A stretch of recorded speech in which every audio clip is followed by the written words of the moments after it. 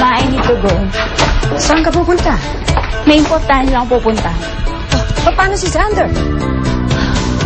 Ma, di ba napag-usapan na natin yan? At alam mo na yung tungkol sa scheme. At alam mo na rin ang gagawin mo. Sa tingin mo kaya, may gusto sa'yo si Sir Xander, kaya kanya tinutulungan? Ano ka ba? Huwag ka nag-iisip ng ganyan.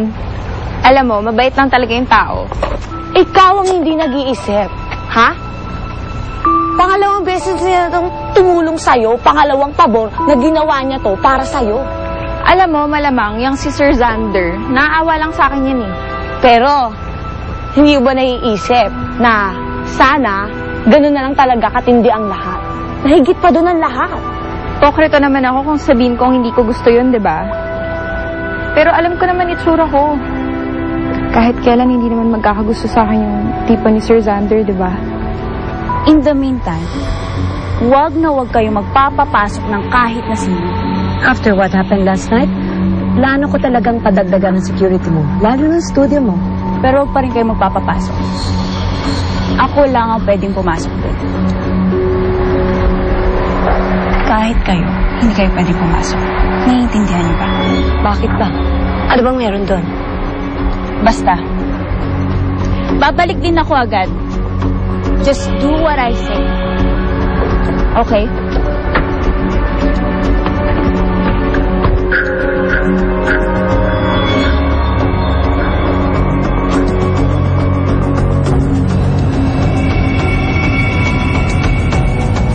Pero alam mo, gaya nga ng sinabi mo, libre naman mangarap.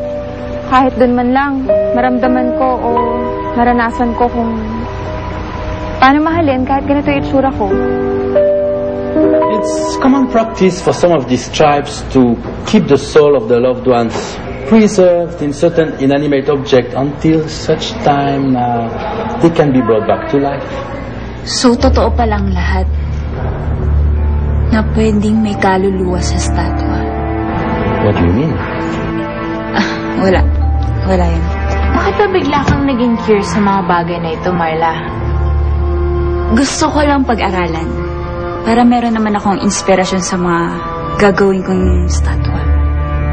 That's quite an interesting subject, Marla. Pero Dal, balik tayo sa sinasabi mo. You're telling us na pwedeng ibilanggo ang kaluluwa ng isang tao sa isang bagay? Pero, paano itong makakalaya?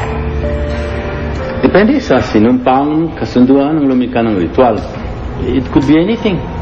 A certain chant, maybe. Or a kiss?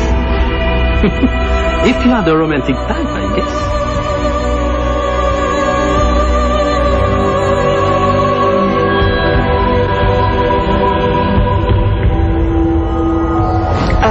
Sir, kanina pa po ba kayo dyan?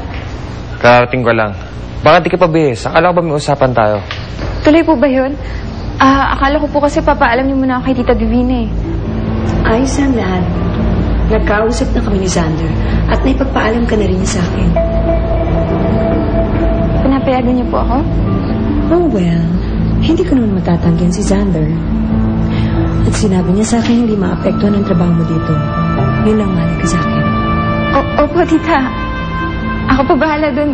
Babalik po kami agad. So, ano pa hinihintay mo? Magbihis ka na para makalis na tayo. Thank you po, Tita.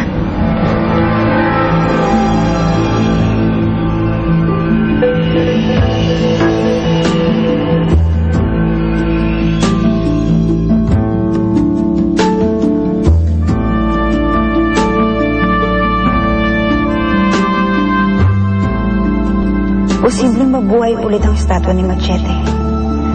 I need to find out. Pero hindi siya dapat mabuhay sa loob ng bahay ko. Delikado. Kailangan dalhin ko siya sa ibang lugar.